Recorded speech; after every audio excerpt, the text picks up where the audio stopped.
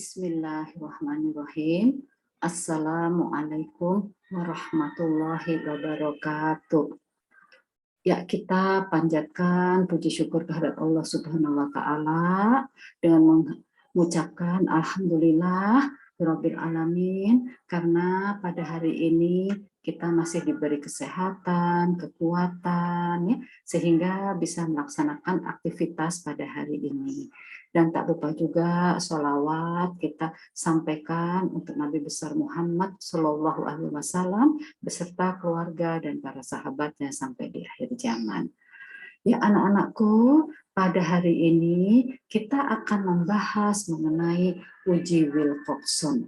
Nah, uji Wilcoxon ini digunakan jika asumsi normalitas tidak terpenuhi. Nah, karena asumsi normalitas tidak terpenuhi, maka yang akan kita bahas pada hari ini adalah statistika non-parametrik, yaitu statistika yang bebas distribusi.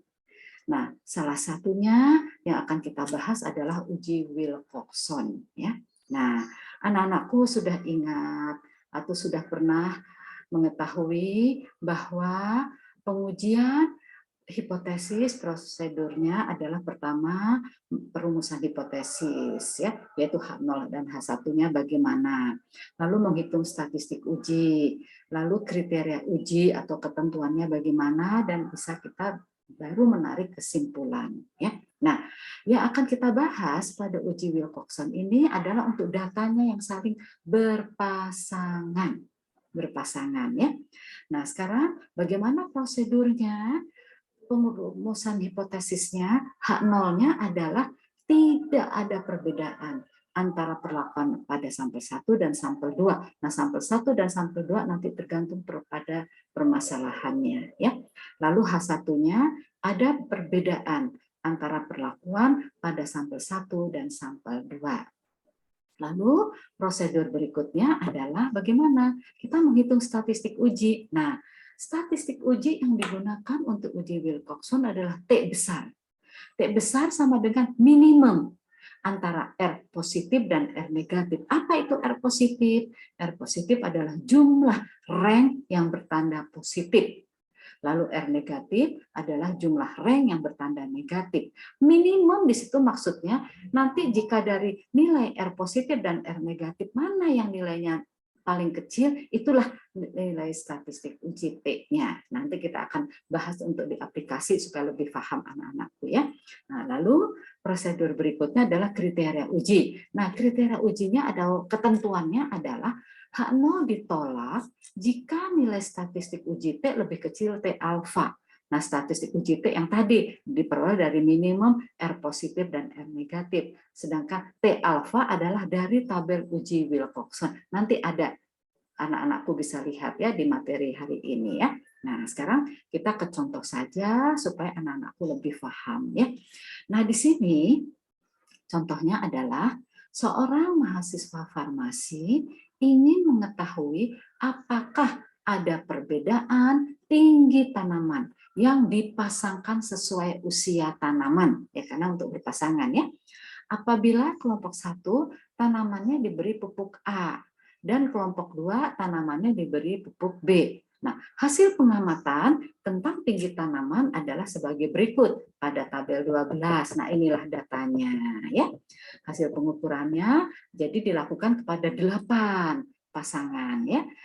Nomor pertama, pengamatan pertama, kelompok 1 atau yang diberi pupuk A, tinggi tanamannya 45 cm. Kelompok yang kedua atau yang diberi pupuk B 40 cm.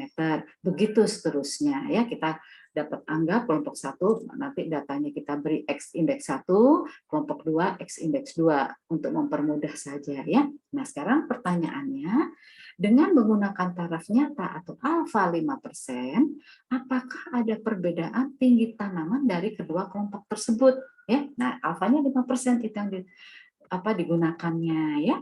Lalu berarti kita penyelesaiannya bagaimana tadi? Sesuai dengan prosedur adalah pertama adalah perumusan hipotesis. Nah, sekarang H0-nya bagaimana? Nah, jadi H0-nya adalah tidak ada perbedaan tinggi tanaman antara pemberian pupuk A dengan pupuk B.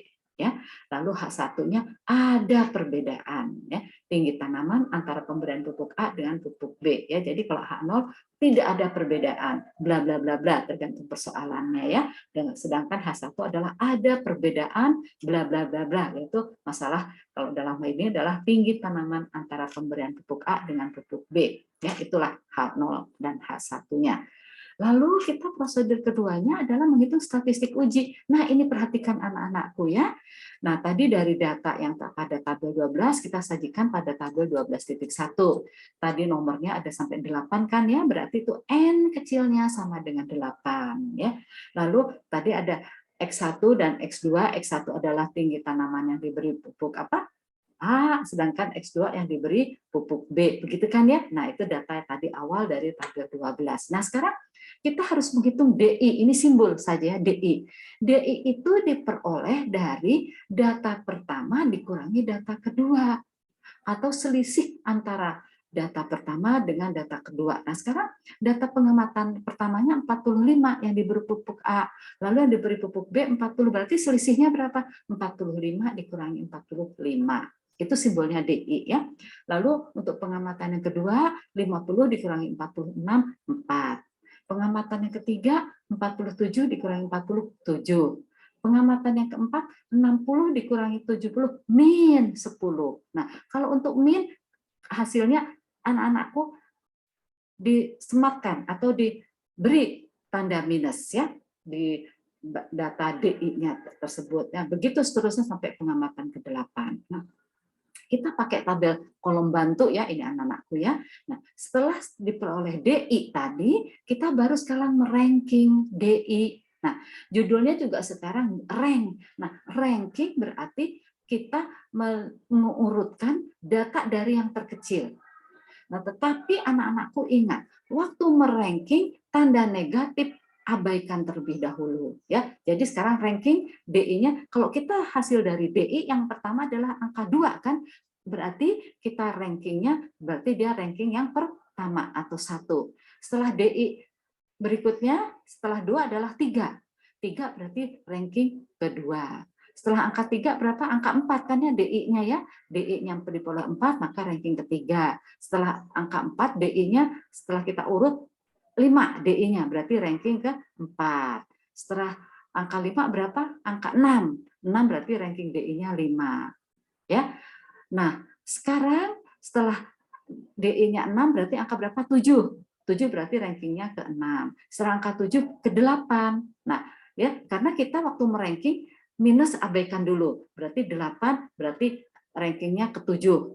Nah, setelah ke-7 baru angka DI yang 10. 10 berarti rankingnya ke-8. Nah, setelah kita selesai meranking, ya, baru tanda negatif kita letakkan lagi kepada posisi yang awal. Ya, tadi seperti min 10. Min 10 berarti kan rankingnya 8. Nah, kita beri simbol negatifnya, kita sematkan, ya. Jadi min 8 dan yang ranking yang ke-7 karena tadi DI-nya 8, ya. Jadi kita sematkan di yang rankingnya nilainya 7 minus. Nah, mengapa itu?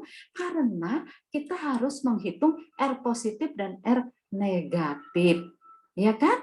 Nah, R positif berarti jumlah rank yang bertanda positif. Ya kan? R negatif berarti jumlah ranking yang bertanda negatif. Nah, jadi R positifnya berapa? Berarti 4 ditambah 3 ditambah 6 ditambah 1 ditambah 2 ditambah 5. Itulah R positifnya. Sekarang berapa ranking yang jumlahnya yang bertanda negatif? Jumlah, ya, berarti 8 ditambah 7 berarti 15. Itulah R positif dan R negatifnya, ya, anak-anakku, ya. Nah, ini adalah keterangan saja, nanti kalau anak-anakku lupa, ya, ini sudah Ibu uraikannya di sini, ya. Nah, jadi tadi sudah kita katakan R yang bertanda positif kita jumlahkan adalah 21, R yang bertanda negatif 8 tambah 7 adalah 15. Nah, inilah untuk menghitung statistik uji. Statistik uji adalah T sama dengan minimum R positif dan R negatif. R positifnya 21, R negatifnya 15. Nah, sekarang antara angka 21 dengan 15 mana yang kecil? Angka 15 kan? Nah, itulah berarti statistik ujinya sama dengan 15. Itulah maksudnya T minimum dari R positif dan R negatif ya. Jadi T-nya sama dengan 15. Dari mana 15 tadi anak-anakku? Karena R positifnya 21, R negatifnya 15. Jadi mana yang lebih kecil? Berarti 15 kan? Nah, berarti T-nya sama dengan 15 ya. Demikian ya anak-anakku ya. Mudah kan ya? Nah, sekarang untuk menentukan kriteria ujinya ada ketentuan. Kalau H0-nya ditolak, jika nilai statistik uji T lebih kecil T alfa. Nah, sekarang kita sudah peroleh statistik uji T-nya adalah 15. T alfanya berapa? Nah, untuk sementara anak-anakku terima saja dulu ya. T alfanya dari tabel Wilcoxon adalah 4. Nanti akan Ibu terangkan bagaimana cara melihat tabelnya ya. Sekarang diterima saja dulu bahwa T alfanya sama dengan 4. Nah, sekarang kita bandingkan. Statistik uji T-nya 15, T alfanya 4. Apakah nilai T lebih kecil T alfa? Tidak kan? T-nya 15, T alfanya 4. Berarti T lebih besar T alfa. Berarti tidak memenuhi aturan yang tadi kriteria ujinya. Karena ada ketentuan atau rumusnya H0 ditolak jika nilai statistik uji T lebih kecil T alfa. Ternyata setelah kita hitung nilai statistik uji T-nya 15, alfanya 4, berarti T lebih besar 4 ya. Jadi 15, angka 15 adalah lebih besar dari 4, berarti H0 diterima. Ya, gitu kan ya, karena tidak memenuhi ketentuan atau rumusnya. Karena H0 diterima, baru kita bisa menarik kesimpulan. Kalau H0 diterima, maka kesimpulannya punya H0 yang kita salin ya. Nah, sekarang apa tadi H0-nya adalah bagaimana? H0-nya adalah tidak ada perbedaan tinggi tanaman antara pemberian pupuk A dengan pupuk B. Nah, jadi kata-kata itu adalah dari perumusan hipotesis H0 karena H0 diterima. Nah, anak-anakku ingat, Ibu beri catatan lagi, kalau H0 diterima maka kesimpulannya punya si H0 ya. Tapi kalau H0 ditolak, nanti kesimpulannya anak-anakku tinggal copy paste punya si H1 begitu ya. Nah, itulah anak-anakku. Mudah kan ya? Nah, sekarang bagaimana cara melihat tabel Wilcoxon? Ini tabelnya ada nih ya. Nah, anak-anakku lihat yang warna biru yang kita tanyakan ya. Nah, sekarang ada tabelnya demikian. Ini anak-anakku mudah cara melihatnya ya. Ukuran sampel N-nya dari 6, 7, 8, begitu seterusnya. Nah, sekarang ada kolom lagi taraf nyata alfanya untuk 1% dan 5%. Sedangkan untuk kasus kita tadi adalah ukuran sampel N-nya atau N kecilnya adalah 8 kan? Banyak pengamatan 8, lalu alfanya 5%. Nah, sekarang anak-anakku lihat dalam tabel perpotongan antara 8 dengan yang 5%, angka 4. Nah, itulah T alfanya 4. Begitu cara melihatnya. Mudah kan ya anak-anakku ya?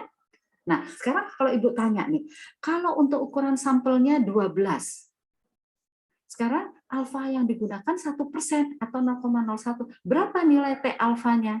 Kalau N kecilnya 12, berapa? Betul, 7. Ya, karena perpotongan antara N kecilnya 12 dengan alfanya 1% adalah 7. Itulah T alfanya 7. Jadi mudah ya anak-anakku melihat tabel Wilcoxon-nya. Ya, jadi tabel Wilcoxon ada dalam materi hari ini ya. Jadi anak-anakku tidak perlu dihafal tabel Wilcoxon, nanti hanya untuk dilihat saja ya. Oke. Nah, sekarang anak-anakku seperti biasa ada tugas anak-anakku kerjakan, itu adalah untuk latihan anak-anakku ya. Jadi anak-anakku harus aktif di sini ya. Ada soal kerjakan. Nanti insya Allah kita akan ada kuis lagi ya. Nanti akan Ibu informasikan. Nah, inilah yang bisa Ibu sampaikan materi pada hari ini.